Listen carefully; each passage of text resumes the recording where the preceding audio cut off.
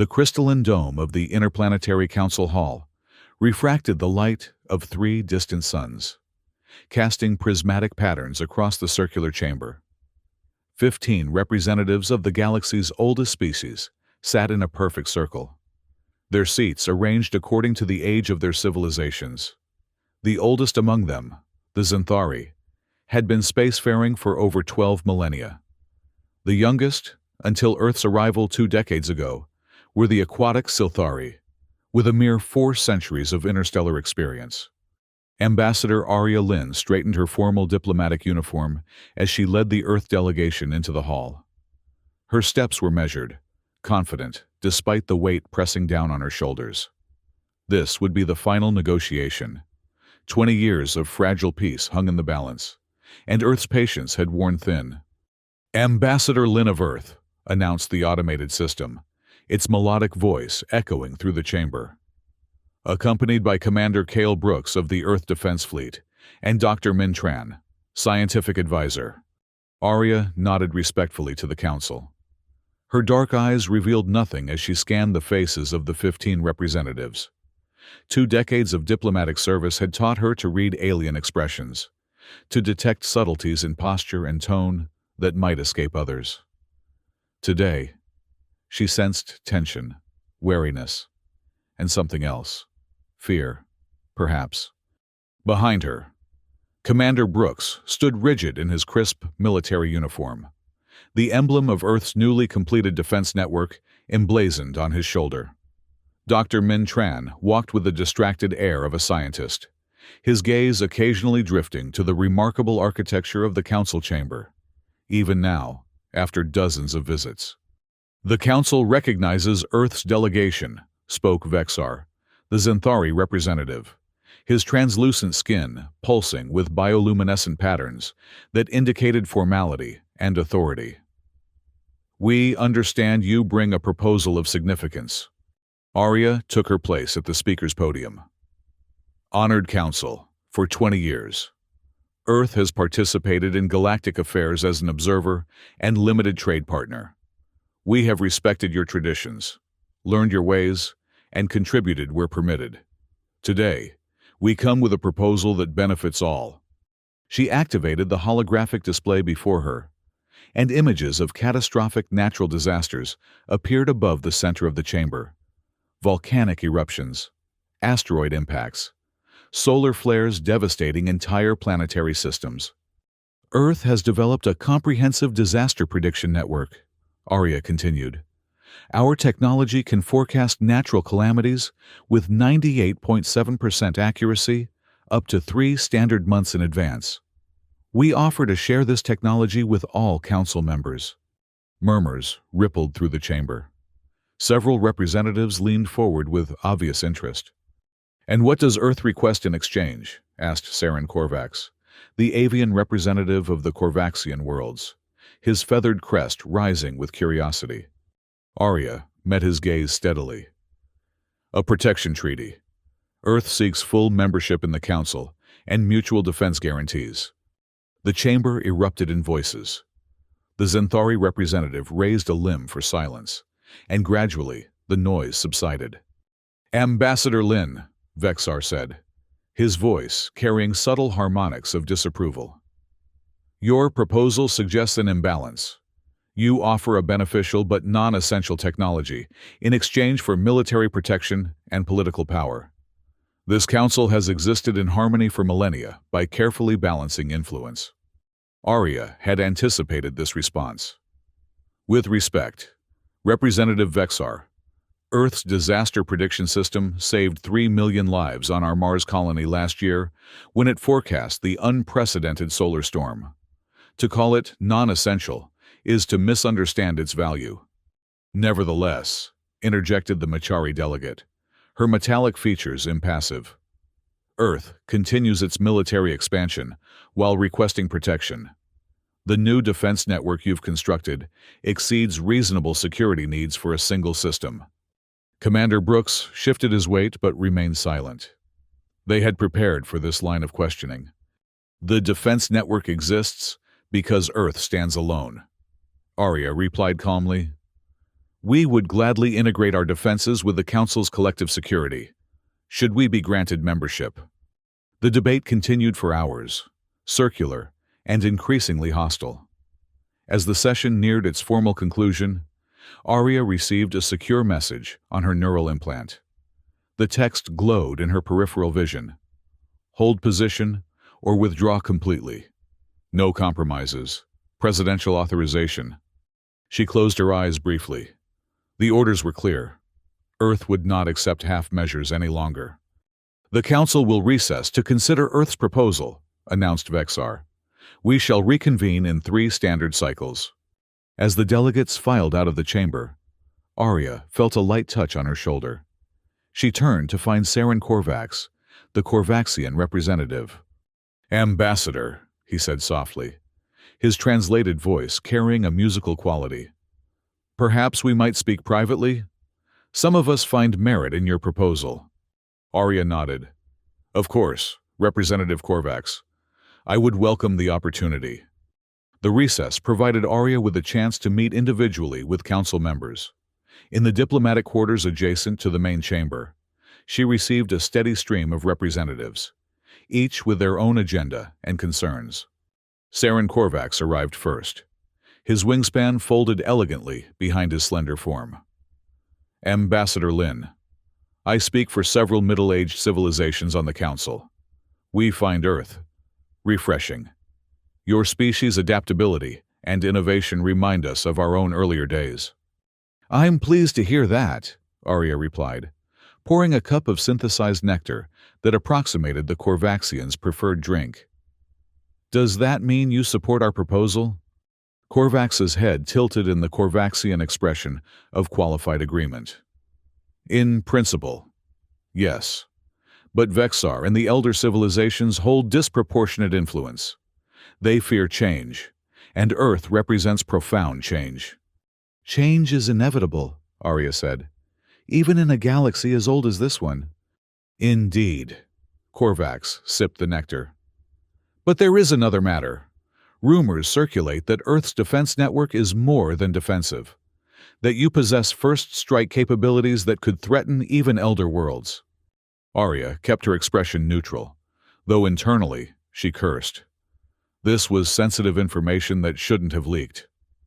"The purpose of our network is planetary security. Nothing more." Korvax's feathers rippled in what might have been skepticism. "Perhaps, but perception often matters more than reality in the Council." After Korvax departed, Arya met with representatives from the Silthari and Machari civilizations. The Silthari, aquatic and empathic, sensed her frustration immediately. "Your waters are troubled, Ambassador," said the Silthari delegate, floating in a specialized containment field, filled with their native liquid. "The currents of the Council run against you." "I had hoped for more open minds," Arya admitted. "Open minds are rare commodities in ancient beings," the Silthari responded, their translucent body pulsing with sympathetic colors. "But know that newer civilizations understand Earth's position better." The Machari representative, in contrast, was coldly pragmatic. "Earth's technology is impressive, but your military development concerns us," she stated, her synthetic voice precise. "The Machari value balance above all. Your species advances too rapidly." "Would you prefer we remained vulnerable?" Arya countered. "We would prefer predictability," came the reply. "Your species lacks it."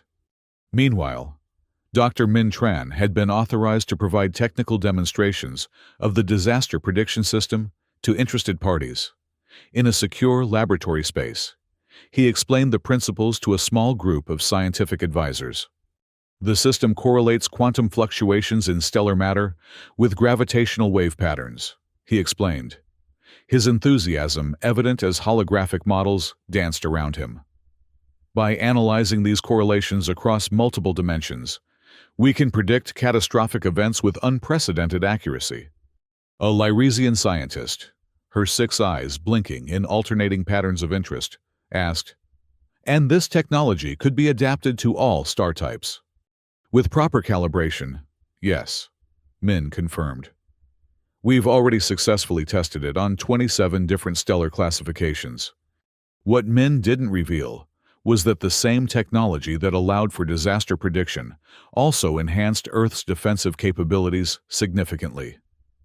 The quantum mapping that predicted solar flares could, with modifications, detect the energy signatures of approaching vessels long before conventional sensors. Unknown to Arya, Min had shared certain aspects of Earth's military science with representatives he believed sympathetic. It was a calculated risk, revealing enough to demonstrate Earth's value as an ally without exposing critical vulnerabilities. This information, filtered through various translators and colored by individual biases, began to spread through the Council. What started as technical details about quantum detection systems transformed, through misunderstanding and fear, into rumors of Earth developing preemptive strike weapons. By the time the Council reconvened 3 days later, the atmosphere had shifted noticeably. Arya sensed it immediately as she entered the chamber. A new coldness, a hardening of positions. Vexar, the Xanthari representative, opened the session with uncharacteristic directness. The Council has deliberated on Earth's proposal. We find it unacceptable in its current form. Arya maintained her composure. May I ask on what grounds? Earth seeks disproportionate benefits, Vexar stated. Furthermore, we have concerns about your true intentions. Intelligence suggests your defensive network has offensive capabilities that exceed anything disclosed to this council. Arya glanced at Commander Brooks, whose expression remained carefully neutral. The leak had done more damage than anticipated. Representative Vexar, Arya said carefully, every sovereign world has the right to self-defense. Earth's technology is primarily protective, designed to safeguard our population against threats, both natural and otherwise. Yet you develop these technologies in isolation, without council oversight, interjected the Machari representative. This suggests a lack of transparency inconsistent with the trust required for membership. The debate grew increasingly heated. Accusations flew across the chamber. Earth was power-hungry. Earth was secretive. Earth moved too quickly and unpredictably. Even representatives who had expressed private support now voiced concerns. Dr. Min Tran leaned toward Arya. They're afraid, he whispered. Not just of our military capabilities, but of how quickly we've advanced. 20 years ago, we were barely interstellar. Now we're approaching technological parity with civilizations thousands of years older. Arya nodded slightly. She understood the psychology at work. The elder civilizations had existed in a careful balance of power for millennia. Earth represented an unknown variable, a potential disruption to established hierarchies. Honored Council, Arya said, rising to speak again. Earth has participated in good faith for 20 years. We have respected your customs and regulations, even when they limited our growth and security. We now seek equal standing and mutual protection. Nothing more. Nothing less. And if denied, asked Vexar, his bioluminescent patterns shifting to colors Arya recognized as confrontational. The chamber fell silent, waiting for her response. This was the pivotal moment, and Arya knew it. She thought of her orders: hold position or withdraw completely. No compromises. If denied, she said clearly, Earth must reconsider its participation in council affairs altogether. The statement had the effect of a physical blow. Several representatives visibly recoiled. You threaten withdrawal? Vexar asked, his translator struggling to convey the complex harmonics of his voice. It is not a threat, Arya replied. It is a reality we must face. Earth cannot continue in a relationship where our security concerns are dismissed and our technological contributions are devalued. The final session devolved into chaos. What had begun as formal diplomatic negotiations transformed into thinly veiled accusations and counter-accusations. The Xanthari representative eventually called for a vote on Earth's proposal. The result was devastating but not unexpected. 12 votes against, 3 abstentions, and not a single vote in favor. In the momentary silence that followed the vote tally, Vexar spoke. The Council has decided Earth's proposal is rejected. Furthermore, given concerns about Earth's military development, this Council calls for a review of Earth's compliance with interstellar regulations on weapons technology. It was more than a rejection. It was an implicit threat of sanctions. Arya felt Commander Brooks stiffen beside her. Ambassador Lin, Vexar continued. The Council invites Earth to submit to a comprehensive inspection of its defense systems to ensure compliance with galactic norms. Arya stood perfectly still, her mind racing through implications and possible responses. The orders from Earth had anticipated this outcome. Her path was clear, if painful. Representative Vexar, Honored Council, she said, her voice steady and clear. For 20 years, Earth has endeavored to find its place among the galactic community. We have offered friendship, trade, and now technological partnership. At every turn, we have been met with suspicion, restriction, and condescension. She paused, allowing her words to hang in the air. Therefore, it is with deep regret that I must inform this Council that Earth is terminating all diplomatic relations, effective immediately. We withdraw from all treaties, trade agreements, and cooperative ventures. Earth will chart its own course among the stars. The chamber erupted. Some representatives rose from their seats. Others activated emergency communication channels. Vexar's bioluminescence flashed in patterns so rapid they blurred. Ambassador Lin, he said, his translator struggling to keep pace with his speech. Such an action is unprecedented. The implications are significant, Arya finished for him. Yes, we understand. The Earth delegation will depart within the standard hour. We thank the Council for its hospitality over these years. With that, Arya turned and walked toward the exit, Commander Brooks and Dr. Min Tran following close behind. The sound of chaotic debate faded as the doors closed behind them. In the corridor, Commander Brooks finally spoke. They'll follow us, you know, monitor our movements, perhaps even attempt to restrict our departure. They can try, Arya replied. The New Dawn is ready? Yes, Ambassador. All Earth personnel have already begun evacuation procedures from Council space. The New Dawn awaits in high orbit. Dr. Min Tran looked troubled. Ambassador, the scientific implications of this withdrawal are enormous. Decades of collaborative research will continue on Earth, Doctor, Arya said firmly. But on our terms, not theirs. Your work on the prediction system proves we can advance without their guidance. As they approached their transport, a familiar voice called out, Ambassador Lin! Arya turned to see Saren Korvax hurrying toward them, his wings partially extended in agitation. Representative Korvax, she acknowledged. This withdrawal. It's extreme, he said, his feathers ruffled. Many of us were prepared to negotiate further, given time. Time is precisely what the Council has squandered. Arya interrupted gently. 20 years of observation status, 20 years of restricted access. Earth has waited long enough. Korvax's head dipped in what might have been regret. The elder civilizations are slow to change, but they do change. This action may close doors that would eventually have opened. Or it may force those doors open sooner, Arya countered. Either way, Earth must now prioritize its own interests. And what of the Galian colonies? Korvax asked. The supply chains, the research stations, the millions of beings whose lives are intertwined with Earth's presence. It was the question Arya had dreaded, for she had no satisfactory answer. Disruption is inevitable, she admitted. We will minimize harm where possible, but our decision is final. Korvax seemed to age before her eyes, his posture slumping.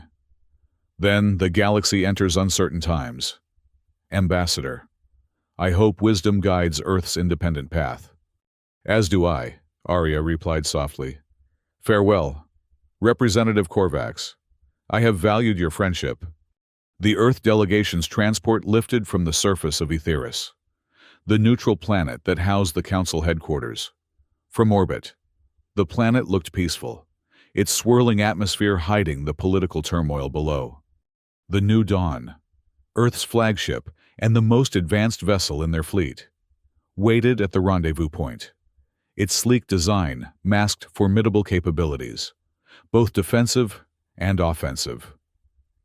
As their transport approached, Arya noted with satisfaction that all other Earth vessels had already departed Council space, as ordered. On the bridge of the New Dawn, Admiral Elena Sorokin greeted them with crisp efficiency. "Ambassador, Commander, Doctor, welcome aboard. All Earth citizens have been evacuated from Council worlds. We await your command." Arya looked at the tactical display, where dozens of Council vessels had taken up observation positions at a respectful distance. "They're watching, but not interfering," she noted. "For now," Commander Brooks added. "The question is what happens after we leave." "That will depend on how they interpret our withdrawal," Arya said. "Admiral Sorokin, please set course for the Galian outpost. We need to secure our interests there before departing Council space entirely." "Yes, Ambassador." As the New Dawn engaged its drive system, Arya watched the stars blur on the view screen. The momentous nature of their action weighed heavily upon her. Earth had just isolated itself from the established galactic community, a community that, for all its flaws, represented stability and accumulated wisdom spanning millennia. Had they made the right choice? The uncertainty gnawed at her, but she pushed it aside. Doubt had no place in leadership, not at this critical juncture. The Galian system, located at the edge of Council space, housed Earth's largest extraterrestrial colony. Nearly 200,000 humans lived and worked there, alongside thousands of non-humans from various Council worlds. Its strategic position had made it a vital trade hub and research center. When the New Dawn arrived 12 hours later, they found the system in turmoil. News of Earth's withdrawal had preceded them, triggering panic among both human and alien populations. "Ambassador," reported Admiral Sorokin, "we're receiving thousands of distress calls and requests for clarification. The orbital stations are reporting unauthorized departures as non-Earth residents attempt to evacuate. The colonial governor requests immediate instructions." Arya turned to Dr. Mintran. "Doctor, assess the research facilities. Identify what must be evacuated and what can be destroyed or left behind. Priority on anything related to the disaster prediction system." "Yes, Ambassador." "Commander Brooks, coordinate security. I want all Earth citizens given the option to return home, but no one should be forced to leave if they've established lives here." "Understood." Brooks hesitated. "And the non-Earth residents?" It was a difficult question. Many aliens had lived and worked alongside humans for years. Some had married humans, formed families, built businesses. "They must choose," Arya said finally. "They can remain with us and return to Earth, severing their ties with the Council, or they must leave. There is no middle ground now." The next 48 hours were a blur of activity. The New Dawn's communication systems worked at maximum capacity, coordinating the massive logistical operation. Additional Earth vessels arrived to assist with the evacuation. In the midst of the chaos, Arya received a priority communication from the Council. It was Saren Korvax, looking haggard and concerned. "Ambassador Lin," he began without preamble. "The Council is in emergency session. The economic shockwaves from Earth's withdrawal are already devastating frontier worlds. Supply chains are collapsing. The Galian system alone represents 12% of the Council's pharmaceutical production." "We anticipated disruption," Arya replied neutrally. "Disruption?" Korvax's feathers ruffled in agitation. "Ambassador, it's approaching catastrophe. The Zenthari are calling for military intervention to secure critical infrastructure." That was concerning. Military intervention would be viewed as an act of war. Representative Korvax, I trust cooler heads will prevail. I am trying to ensure they do, Korvac said. But you must understand, your withdrawal is perceived as more than a diplomatic statement. It's seen as a strategic threat. Earth has become too integral to simply extract itself without consequences. The consequences were foreseeable, Arya replied. The Council chose to reject our proposal despite understanding our position. We are merely following through as promised. Korvac's expression was difficult to read through the translation matrix, but his voice carried unmistakable sadness. Then I fear what comes next. The elder civilizations do not respond well to perceived threats. Neither does Earth, Arya said firmly. We will defend our people and our interests. I suggest you make that clear to the Council. After the communication ended, Arya stood alone in her quarters, staring at the stars, visible through the viewport. The weight of responsibility pressed down upon her shoulders. Millions of lives would be affected by Earth's withdrawal, human and alien alike. Dr. Mintran's report arrived that evening, outlining the scientific implications of their departure.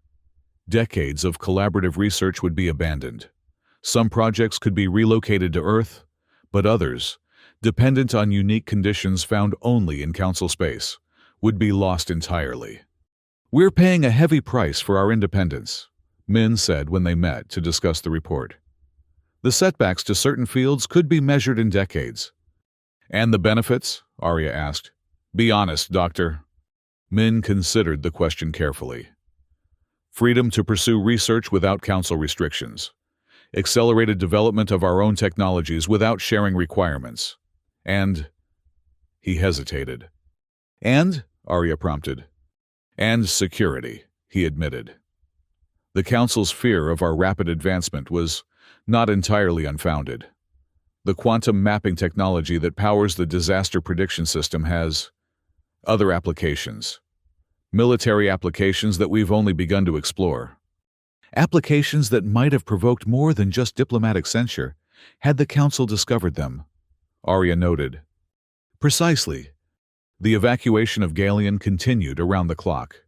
Earthships arrived and departed constantly, ferrying people and critical resources. The colonial governor reported increasing tension between departing humans and remaining aliens. Several violent incidents had already occurred. On the third day, a Council diplomatic vessel requested permission to dock with the New Dawn. After security scans confirmed it carried no weapons, Arya agreed to receive their representative. To her surprise, it was Vexar himself, the Zenthari delegate, who had led the opposition to Earth's proposal. His translucent form seemed diminished somehow, the bioluminescent patterns flowing sluggishly beneath his skin. Ambassador Lin, he began, his translator conveying the formal tones. I come in my capacity as Elder Representative to request reconsideration of Earth's withdrawal. Arya maintained a neutral expression. The decision has been made. Representative Vexar, implementation is already well underway. So I observe. Vexar's upper limbs moved in a gesture that indicated acknowledgement of obvious facts. Nevertheless, the Council is prepared to revisit certain aspects of your proposal. Perhaps a modified agreement. No, Arya interrupted, surprising herself with the firmness of her tone. Earth will not accept half measures or temporary concessions. The Council had 20 years to integrate us as equals. That opportunity has passed. Vexar's bioluminescence flashed in patterns that suggested frustration. Ambassador, surely you understand that the withdrawal of Earth from the galactic community has implications beyond mere politics. The economic disruption alone is significant, Arya finished for him. Yes, we're well aware. Perhaps the Council should have considered those implications before dismissing our security concerns and attempting to restrict our technological development. The Zenthari's skin pulsed with rapid color changes that the translator didn't attempt to interpret. When he spoke again, his tone had shifted to one that approximated concern. There are elements within the Council who view Earth's withdrawal as a prelude to aggression. Your military buildup, combined with this abrupt diplomatic severance, suggests preparation for conflict. Arya leaned forward. Is that a threat, Representative Vexar? An observation, he replied, and a warning. Not all council members share my preference for diplomatic solutions. Earth desires peace, Arya said firmly. But we will not achieve it through submission. If certain council members choose to view our independence as aggression, that reveals more about their intentions than ours. Vexar was silent for a moment, his alien physiology making his thoughts unreadable. Then there is nothing more to discuss. The galaxy stands at a precipice. Ambassador Lin, I hope wisdom guides us all in the days to come. After Vexar's departure, Arya called an emergency meeting with her senior staff. Commander Brooks, Dr. Min Tran, Admiral Sorokin, and the colonial governor of Galeon attended via secure holographic link. The council is divided on how to respond to our withdrawal, Arya informed them. Some factions may push for military action to secure critical infrastructure, meaning our colonies and research facilities. We've accelerated the evacuation, reported the governor. 80% of Earth citizens have already departed or are in processing. The remaining 20% are mostly those with alien spouses or business interests too complex to abandon quickly. And our military readiness? Arya asked, turning to Commander Brooks. The defense network is fully operational, he replied. All Earth vessels have been recalled to defensive positions around our colonies, or Earth itself. We can complete the evacuation under combat conditions if necessary, but I'd prefer to avoid that scenario. As would we all, Arya agreed. Dr. Tran, what's the status of the research facilities? Min looked troubled. We've secured the most critical data and equipment. But, Ambassador, there's a complication. The disaster prediction system was integrated with several Council early warning networks. Our withdrawal has created blind spots in their security grid. Can they compensate? Asked Admiral Sorokin. Eventually, yes, Min said. But there will be a transition period where certain systems are vulnerable. The irony is that this increases the risk of exactly the kind of natural disasters our technology was designed to predict. Arya absorbed this information grimly. Earth's withdrawal was already having consequences that extended beyond politics and economics. Lives could be lost due to the sudden technological gap. We should offer technical assistance for the transition, she decided, not as a concession, but as a humanitarian gesture.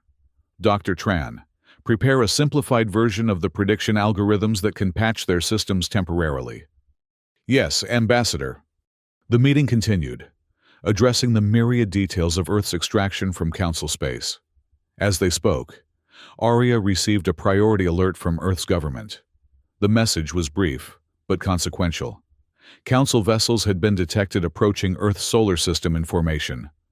It seems diplomacy may be giving way to military posturing, Arya observed, sharing the alert with her staff. Admiral Sorokin, how soon can the new dawn return to Earth? At maximum sustainable speed, 72 hours, Sorokin replied. But that would mean abandoning the Galeon evacuation before completion. It was an impossible choice. Divide their forces and risk defeat in detail, or concentrate for Earth's defense while leaving colonists vulnerable. Arya made her decision based on the principle that had guided Earth's strategy from the beginning: protect the homeworld at all costs. Complete the essential evacuations within 24 hours, she ordered. Then set course for Earth. Any citizens who cannot be evacuated in that time frame must be informed of the risks of remaining. The acceleration of the evacuation created new complications. Panic spread through the colony as the deadline was announced. Security forces struggled to maintain order at the spaceports. Several violent clashes erupted between humans, rushing to depart, and aliens who saw their livelihoods collapsing. From the new dawn, Arya watched the situation deteriorate with growing concern. Reports of similar tensions at other, smaller Earth outposts throughout Council space painted a grim picture. What had begun as a political statement was rapidly evolving into a humanitarian crisis. On the final day of evacuation, as the last transports prepared to depart Galion, Arya received an unexpected communication. It was from Saren Korvax, but this time he was not alone. Representatives from 5 other council species appeared alongside him. "Ambassador Lin," Korvax began. His feathers settled in a pattern that indicated formal address. "I speak now as part of a coalition of moderate council members. We wish to establish a communication channel that can remain open despite Earth's withdrawal." Arya studied the faces on the screen. The Silthari, 2 humanoid species she recognized as the Lyresians and Thalassians, a Makari, and most surprisingly, a Zenthari, who was not Vexar. "I'm listening," she said cautiously. "The Council is fracturing over how to respond to Earth's departure," Korvax explained. "The hardliners, led by Vexar, advocate for containment, essentially a blockade of Earth until you agree to Council oversight of your military technology." "That would be an act of war," Commander Brooks interjected from beside Arya. "Indeed," agreed the Machari representative, her metallic features shifting subtly. "Which is why our coalition opposes such action. We believe Earth's withdrawal, while disruptive, is within your sovereign rights." The Zenthari representative spoke next, his bioluminescent patterns distinctly different from Vexar's. "I am Neril, of the Progressive faction. Not all Zenthari share Vexar's conservative views. Some of us recognize that the galaxy is evolving, and that younger civilizations like Earth bring necessary vitality." "What exactly are you proposing?" Arya asked. "A back channel," Korvax said simply. "Unofficial diplomatic and trade relations, outside the Council framework. Many of our worlds depend on Earth goods and technology. And you, despite your withdrawal, will find certain resources difficult to obtain without access to Council space." It was a pragmatic proposal, one that acknowledged the reality of interdependence while respecting Earth's decision to withdraw formally. Arya considered it carefully. "Any such arrangement would need to respect Earth's sovereignty completely," she said finally. "No restrictions on our technological development or military posture." "Understood," Korvax replied. "In return, we would ask for continued access to certain Earth technologies, particularly medical and agricultural innovations that have become essential to some of our worlds." The discussion continued for hours, hashing out the framework for an unofficial relationship that could survive Earth's formal withdrawal. It wasn't a solution to the fundamental issues that had led to the break, but it was a safety valve that might prevent those issues from escalating into open conflict. As the new dawn prepared to depart Galion, Arya stood on the observation deck, watching the last transports dock. The colony below, once bustling with activity, now appeared eerily quiet. Nearly 70% of its population had departed in just 3 days. Dr. Min Tran joined her, his expression somber. "History will judge this moment," he said quietly. "Whether as the beginning of Earth's true independence, or as the first step toward isolation and conflict." "Perhaps both," Arya replied. "The line between independence and isolation has always been thin." "The Council underestimated us," Min observed. "They saw us as upstarts, too young to deserve equal standing. They failed to recognize that our youth makes us adaptable in ways they cannot match. And we, perhaps, underestimated the consequences of our departure," Arya countered. "The galaxy is trembling. Doctor, economic systems built over centuries are destabilizing. Diplomatic alliances are fracturing. And for what? So Earth can develop its technology without oversight? So we can feel the pride of independence?" Min considered her words. "Not just pride, Ambassador. Security. The Council's restrictions were increasingly untenable as our capabilities grew. Sooner or later, this confrontation was inevitable." Before Arya could respond, an alert sounded. Admiral Sorokin's voice came through the communication system. Ambassador Lin to the bridge. Priority 1. When Arya arrived, the tactical display showed multiple council vessels converging on Galeon. "They're earlier than expected," Sorokin reported. "At current velocity, they'll reach the system before our final transports can depart." "Intentions?" Arya asked sharply. "Unclear," Commander Brooks replied. "They've made no hostile moves yet, but their formation suggests they're preparing to establish a blockade." Arya studied the display, her mind racing through options. The New Dawn could likely fight its way past the council ships if necessary, but the civilian transports would be vulnerable. Yet delaying their departure further would only allow more council forces to arrive. "Admiral Sorokin, deploy our escort vessels in defensive formation around the transports," she ordered. "We'll proceed with departure as planned. If the council ships attempt to intercept, warn them once that any interference with our evacuation will be considered a hostile act." "And if they persist?" Sorokin asked. Arya met her gaze steadily. "Then, we demonstrate that Earth's withdrawal is non-negotiable." The next hours were the most tense of Arya's career. The council vessels continued their approach, taking up positions that effectively surrounded the Galeon system. Earth ships, outnumbered but technologically superior, maintained their defensive posture as the final transports completed loading. When the evacuation was complete, Admiral Sorokin ordered the fleet to formation for departure. The New Dawn took the lead position, with the transports arranged in the center of the formation and escort vessels providing a protective screen. As they approached the effective blockade, a communication came through from the lead council vessel. The face that appeared on the screen was Vexar's. "Ambassador Lin," he said, his translator conveying a tone of authority. "The Council has declared the evacuation of Galeon to be in violation of resource-sharing agreements. Your vessels are ordered to stand down for inspection before departure." Arya stood from her command chair. "Representative Vexar, Earth has formally withdrawn from all Council agreements. We recognize no authority of the Council over our vessels or citizens. We will depart as planned." "That would be unwise," Vexar replied. "The Council fleet has orders to prevent unauthorized removal of critical infrastructure from Galeon. Compliance will avoid unnecessary conflict."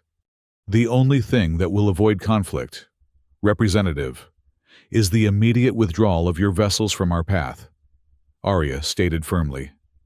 "Earth does not seek confrontation, but we will not be detained or delayed." Vexar's bioluminescence pulsed in patterns that suggested anger. "This action confirms the Council's concerns about Earth's intentions. Your aggression is a fiction created to justify your own," Arya interrupted. "Our vessels will proceed on course. Any attempt to impede us will be met with appropriate response. That is final."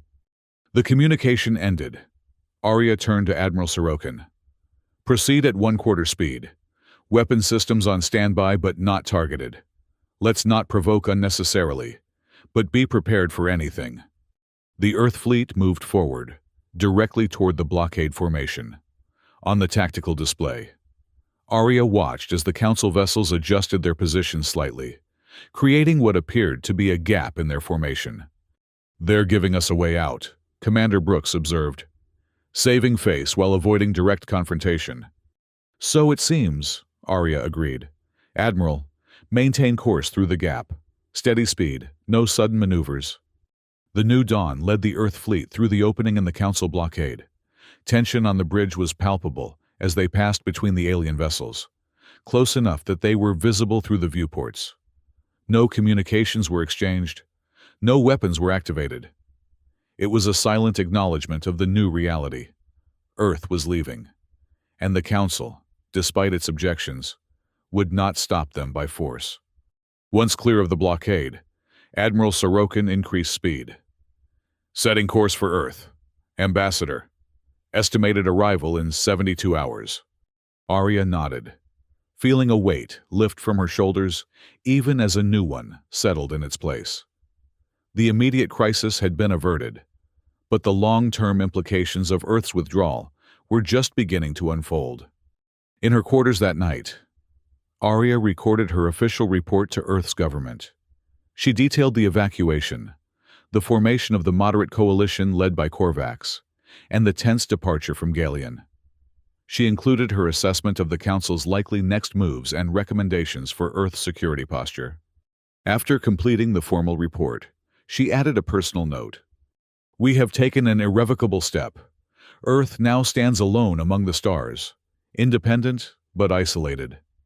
The Council fears us, our youth, our adaptability, our rapidly advancing technology. That fear may yet lead to conflict, despite our desire for peace. The disaster prediction system that we offered in exchange for protection will now serve only Earth. The irony is not lost on me that the very technology we developed to save lives may become a point of contention that risks them instead. I believe we made the only choice possible under the circumstances. The Council was not prepared to accept Earth as an equal. Their rejection of our proposal made that clear. But the consequences of our withdrawal will echo across the galaxy for years to come. The galaxy trembles, not because Earth is aggressive, but because we represent change in a community that has known stability for millennia. How that trembling resolves into harmony or discord remains to be seen." 3 months after Earth's withdrawal, the predicted consequences had begun to materialize. Supply chains across Council space struggled to adapt to the sudden absence of Earth goods and technology. Several frontier worlds, heavily dependent on Earth's agricultural innovations, reported food shortages. The economic disruption spread inward from the periphery, eventually affecting even the elder civilizations. On Earth, the effects were equally significant. Certain rare minerals and biological compounds, previously imported from Council worlds, became scarce. Research in several fields slowed, without access to alien perspectives and data. The sudden influx of returning colonists strained infrastructure and resources. Yet there were unexpected benefits as well. Freed from Council restrictions, Earth's technological development accelerated dramatically. The defense network expanded and improved. The disaster prediction system, no longer designed for compatibility with alien technology, became more accurate and efficient. Arya, now serving as Earth's Director of Extraterrestrial Affairs, oversaw the complex process of redefining humanity's place in the galaxy. The back channel established with Korvax's coalition proved invaluable, allowing limited trade and information exchange to continue despite the formal withdrawal. Reports from these unofficial contacts painted a picture of growing division within the Council. The elder factions, led by Vexar, continued to advocate for containment and pressure against Earth. The moderate coalition argued for engagement and eventual reconciliation.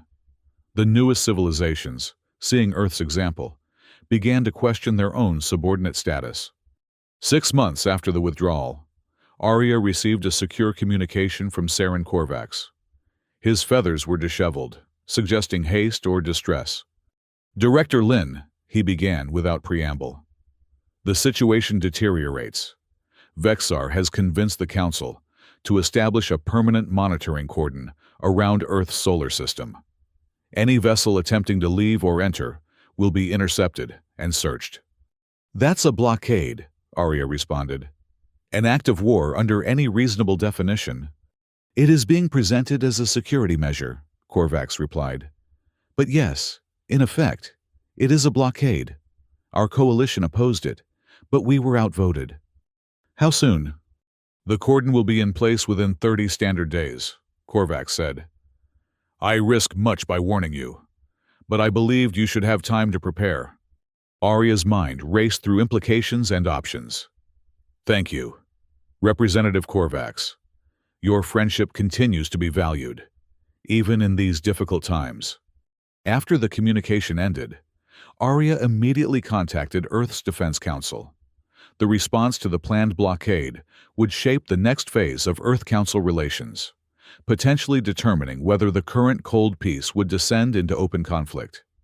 The council meeting was tense, with military leaders advocating for preemptive action while political representatives urged caution.